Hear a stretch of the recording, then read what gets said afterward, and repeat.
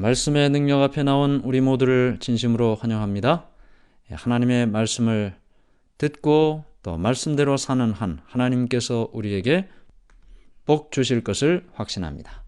자, 지난 시간에 배운 말씀을 잠깐 복습을 하죠. 우리는 지난 시간 두 번째 시험을 보았습니다.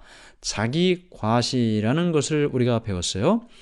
마귀가 예수님을 성전 꼭대기로 데리고 가서 거기에서 하나님의 아들이라면 여기서 뛰어내려라. 하나님께서 사자들을 보내서 내 발이 돌에 부딪히지 않도록 보호해 주실 것이다. 그렇게 이야기한 장면을 우리가 보았습니다. 성경의 말씀으로 시험하는데 성경 말씀을 다 말하는 것 아니고 부분적으로 자신의 목적을 위해 사용한다라는 사실을 우리가 보았는데요. 사단이 예수님을 이렇게 성경을 이용해서 시험한 것처럼 사단은 에덴 동산에서 하와를 유혹했죠. 그때도 역시 하나님의 말씀으로 하와에게 질문을 했습니다. 물론 예수님께 성경은 하나님의 말씀이니까요. 하나님의 말씀을 부분적으로 사용해서 질문한 것처럼 하와에게도 역시 그렇게 했죠. 하나님께서 동산의 모든 나무의 열매를 먹지 말라고 하셨느냐? 다 먹지 말라고 한 것이 아니죠. 다 먹으라고 하셨습니다. 그리고 오직 하나 동산 중앙에 있는 선악을 알게 하는 나무의 열매만 먹지 말라. 이렇게 사단은 하나님의 말씀을 부분적으로 자신의 목적에 맞게 이용하면서 사람을 시험하고 유혹한다. 예수님께서는 굳이 하나님의 아들이라는 것을 증명할 필요가 없었습니다. 왜냐하면 이미 요단강에서 이는 내 사랑하는 아들이요 내 기뻐하는 자라는 말씀을 들었기 때문이죠. 그러면 여기 성전 꼭대기에서 뛰어내린다는 이 말은 무엇을 의미할까요? 앞으로 공생애를 시작하는 예수님께서 사람들에게 내가 하나님의 아들이고 구주고 메시아라는 사실을 보여줄 수 있으면 좋겠죠. 그러면 사람들이 예수님께 더 주목하지 않겠습니까? 사단은 그 모습으로 유혹을 했던 것입니다. 그러나 예수님께서는 사람들에게 자기를 나타내고자 하는 마음을 갖질 않았습니다. 하나님의 아들이라는 사실을 사람들에게 증명하려고 하지도 않으셨습니다. 하나님의 아들이라는 사실은 이미 하나님께로부터 선포된 사실이었고 사람들에게 자신을 드러낼 마음이 없으셨죠. 자신을 위하여 자신의 능력을 사용할 이유도 없었습니다. 그래서 결국 예수님께서는 사단에게 하나님을 시험하지 말라.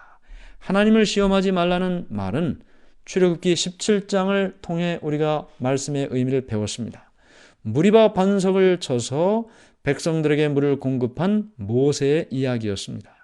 그런데 그때 그들이 여호와를 시험하여 이르기를 여호와께서 우리 중에 계신가 안 계신가 했죠. 하나님이 우리 중에 계신지 안 계신지 하나님을 시험했다 그랬습니다. 과거에 백성들을 인도해 주신 여러 기적적인 사건을 통해 그들에게 하나님이 살아계시고 하나님께서 그들을 구원하시고 사랑하신다는 증표를 주셨습니다. 그것이 있음에도 불구하고 또다시 하나님께 그것을 요구하는 것은 하나님께 시험하는 것이라는 것이죠. 그러므로 과거에 하나님의 역사가 있음에도 불구하고 또다시 그것을 요구하는 것이 하나님을 시험하는 것이라 했으니 예수님의 경우도 마찬가지입니다. 하나님의 아들이라는 것을 이미 선포했음에도 불구하고 그것을 다시 요구하는 것 자체가 하나님을 시험하는 일이 된다는 것입니다. 그래서 예수님께서 이 두 번째 시험에서 승리하신 장면을 우리가 지난 시간에 보았습니다. 오늘은 29번째 강의 소유욕, 세 번째 시험 소유욕에 대한 시험을 우리가 보겠습니다. 마태복음 4장 8절부터 10절까지 말씀. 마귀가 또 그를 데리고 지극히 높은 산으로 가서 천하 만국과 그 영광을 보여 이르되 만일 내게 엎드려 경배하면 이 모든 것을 내게 주리라. 이에 예수께서 말씀하시되 사탄아 물러가라. 기록되었으되 주 너의 하나님께 경배하고 다만 그를 섬기라 하였느니라. 두 번째 시험까지 승리한 예수님께 사단이 세 번째 시험을 합니다. 이번에는 예수님을 어디로 데리고 갔습니까? 지극히 높은 산으로 예수님을 데리고 갔습니다. 그리고 그 높은 산 위에서 그 밑에 수많은 아름다운 광경을 보여주죠. 세상의 모든 화려한 영광을 지나가게 했습니다. 햇빛에 반짝이는 성들, 대리석 건물들, 열매가 달린 포도원과 아름다운 농경지, 이 모든 것들을 다 예수님께 보여드렸죠. 광야에서 거칠고 황량한 모습만 보던 예수님의 눈앞에 아름다움과 번영의 장면을 보게 된 것입니다. 그때 사단이 예수님께 말합니다. 내가 본 이 모든 권세와 영광을 너에게 주겠다. 이것은 아담이 죄를 지음으로 내가 넘겨받은 것인데 내게 절을 하면 내가 너에게 이 모든 것을 주겠다. 자, 지금 사단이 자기가 가지고 있는 모든 것을 주겠다고 말하고 있습니다. 예수님은 공생애를 시작한다고 우리가 하지 않았습니까? 앞으로 그의 사명을 이루기 위해서는 고난의 길을 가셔야만 했습니다. 가난, 슬픔, 고난, 그리고 투쟁의 생애, 그리고 그 모든 삶을 마치고는 수치스러운 죽음이 예수님을 기다리고 있었습니다. 온 세상의 죄를 지기 위해 예수님은 그 길을 가야만 했습니다. 그런데요, 지금 앞으로 예수님이 가야 할 그 길이 있는데 그것 말고 지금 사단이 보여준 이 영광스러운 아름다운 이 모든 것을 사단이 주겠다고 말하는 것이죠. 사단이 가진 지구의 통치권은 지난 시간에 우리가 살펴본 대로 완전히 그의 것은 아니었습니다. 그가 부분적으로 소유할 수는 있어도 완전히 그렇게 할 수는 없었어요. 그럼에도 불구하고 그는 거짓말로 예수님께 그렇게 말을 한 것입니다. 하나님께서 세상을 창조하셨습니다. 이 모든 창조물이 누구의 소유인가요? 하나님의 소유죠. 하나님께서는 이 지구의 모든 소유권을 가지고 계신데 아담을 창조한 이후에는 이 지구의 모든 통치의 권한을 아담에게 위임했습니다. 위임했어도 소유권은 누구에게 있는 건가요? 하나님에게 있는 것이죠. 범죄 후에도 지구의 소유권은 여전히 하나님에게 있는 것입니다. 사단은 자신이 빼앗은 권한을 하나님이 허락하시는 범위 안에서만 사용할 수 있는 것이죠. 자기 마음대로 모든 것을 할 수는 없는 것입니다.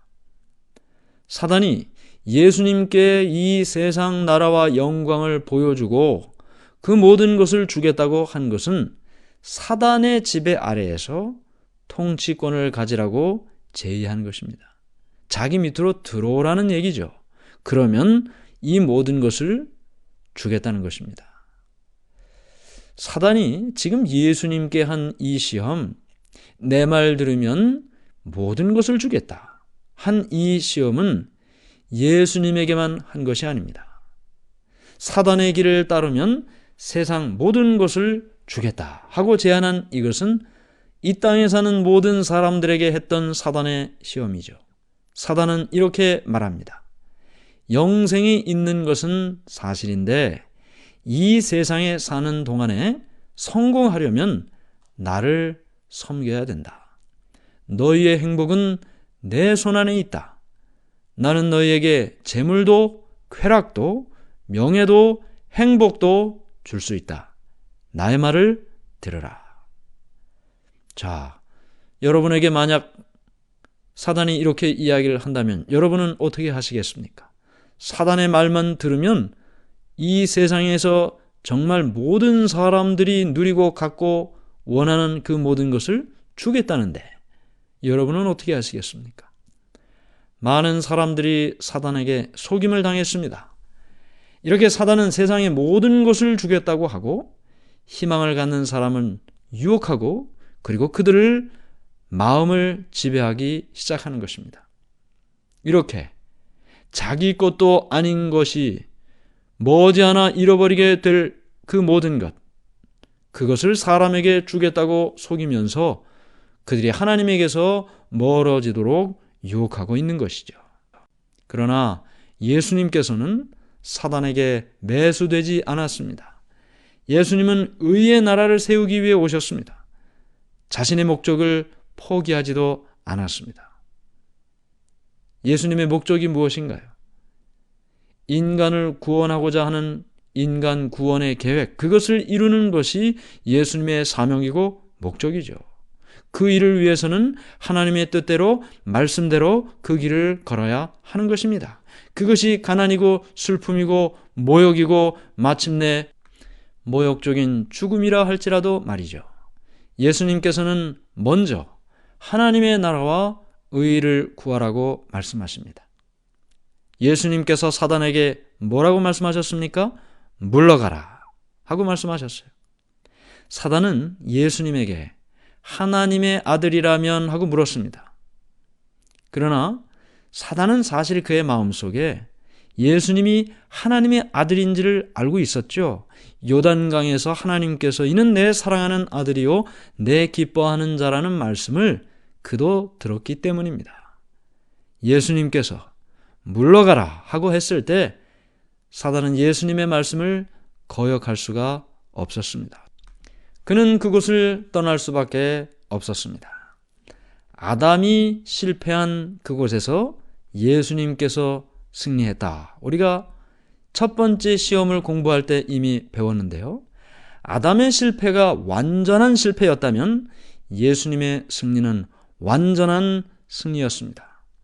예수님께서 하신 것처럼 우리도 우리를 시험하는 그 사단에 대항해서 사단을 우리로부터 물러가라 하고 떠나가게 할 수가 있는 것이죠. 예수님께서는 마음 가운데 하나님을 굳게 붙잡고 하나님께 순종하고 믿음으로 말미암아 그 시험에서 승리하셨습니다. 여기 야고보서 4장 7절과 8절에는 이렇게 말씀이 기록되어 있습니다. 야고보서 4장 7절 8절 그런즉 너희는 하나님께 복종할지어다. 마귀를 대적하라. 그리하면 너희를 피하리라. 하나님을 가까이 하라. 그리하면 너희를 가까이 하시리라. 죄인들아 손을 깨끗이 하라. 두 마음을 품은 자들아 마음을 성결하게 하라. 자, 여기 야고보가 이렇게 기록했습니다. 하나님께 복종할지어다. 마귀를 대적하라. 그리하면 너희를 피하리라. 네, 예수님께서 그 광야에서 시험을 받으실 때 마귀가 그를 시험할 때 어떻게 하셨어요? 하나님의 말씀으로 그 시험에 승리하셨습니다. 하나님께서 이미 이전에 말씀을 통하여 하나님께서 어떻게 사랑하시고 어떻게 구원하신지를 그가 다 보았기 때문에 의심하지 않았습니다. 믿고 순종하고 말씀대로 나아갔습니다. 그러할 때 마귀로부터 그 시험에서 승리할 수 있었던 것이죠. 우리도 예수님께서 승리하신 것처럼 승리할 수 있습니다. 하나님의 말씀을 붙들고 있는 한 우리도 예수님처럼 승리할 수 있습니다. 우리는 우리를 유혹하는 사단의 힘으로부터 우리 스스로는 우리 자신을 절대로 구할 수가 없습니다. 사단은 인류를 이겼습니다. 아담부터 이 땅에 태어난 모든 사람들, 그들을 이겼고 그 모든 사람들 가운데 많은 사람들이 사단에게 굴복했습니다. 그러므로 우리의 힘으로 싸우려고 하면 우리는 그에게 틀림없이 패배할 것입니다. 그러면 어떻게 해야 할까요? 잠언 18장 10절 잠언 18장 10절은 우리에게 이렇게 말합니다. 여호와의 이름은 견고한 망대라. 의인은 그리로 달려가서 안전함을 얻느니라. 여호와의 이름은 견고한 망대라. 의인은 그리로 달려가서 안전함을 얻느니라. 여러분과 제가 아무리 연약하다 해도 능력 있는 이름, 하나님 이름, 그 하나님 앞으로 나아가면 사단은 떨며 도망할 것입니다. 마귀가 떠나간 후에 예수님께서는 어떻게 되셨을까요? 40일의 금식 끝에 3번의 시험에서 승리하신 예수님. 마침내 물러가라고 말씀하시고 그 시험에서 완전히 승리하셨을 때의 예수님의 몸은 기진맥진한 모습으로 땅에 엎드러지고 말았습니다. 하늘의 천사들이 예수님을 부축하고 먹을 음식과 마실 물을 취하게 함으로 힘을 얻게 되었습니다. 예수님께서 인간이 겪을 시험에서 인간의 몸으로 승리하셨습니다. 예수님께서 인간의 몸으로 그 마귀의 시험을 승리하지 않았습니까? 먹을 것의 시험, 그리고 자기 과시의 시험, 그리고 오늘 우리가 배우는 소유욕의 시험, 이 모든 것으로부터 승리하셨습니다. 그러므로 예수님께서는 우리가 당할 모든 시험에서 승리할 수 있다고 우리에게 말씀해 주시는 것입니다. 우리가 오늘 어떤 시험을 만날지라도 예수님께서 2000여 년 전에 그 승리에서 승리하신 것을 생각하며 우리는 오늘의 시험을 승리할 수 있습니다. 시험을 받았지만 말씀으로 승리하신 예수님을 통해 우리는 오늘 우리가 겪을 먹는 것의 시험, 자기과시의 시험, 그리고 소유욕의 시험에서 승리할 수 있는 것입니다. 여러분은 살면서 무엇을 갖기를 원하십니까? 무엇을 소유하기를 원하십니까? 사단이 내게 절하면, 하나님의 뜻을 떠나고 내가 하는 말을 따르면 그것을 준다고 할 때 여러분은 무엇을 선택하시겠습니까? 우리는 지난 몇 시간을 통해서 예수님께서 사단 마귀로부터 시험 받으신 광야의 시험을 살펴보았습니다. 연약한 예수님이 그 사단의 시험에서 승리한 유일한 무기는 하나님의 말씀이었습니다. 하나님의 말씀으로 마귀의 시험에서 승리했습니다. 우리가 말씀을 알지 못한다면 사단과의 싸움에서 승리할 수 있을까요? 승리할 수가 없죠. 왜냐하면 우리 힘으로는 불가능하니까요. 예수님께서 말씀으로 승리하셨다면 우리도 말씀으로 승리해야만 되는 것입니다. 예수님께서 가장 힘들고 어려운 순간에 가장 큰 시험을 받았지만 하나님의 말씀으로 승리했다. 오늘 우리에게 주시는 이 교훈을 마음에 기억하고 우리가 당하는 모든 시험에서 승리하는 우리 모두가 되기를 간절히 바랍니다. 하늘에 계신 하나님 아버지, 하나님의 은혜를 감사합니다. 예수님은 승리하셨습니다. 말씀으로 승리하셨습니다. 오늘 우리가 마귀의 어떤 시험을 만나도 하나님의 말씀으로 승리한 예수님처럼 우리도 말씀으로 승리하게 인도해 주시옵소서.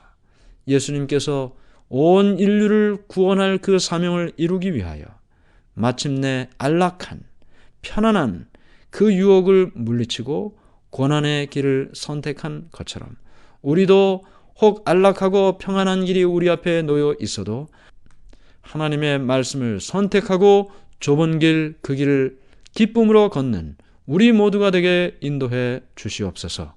예수님의 이름으로 기도드리옵나이다. 아멘.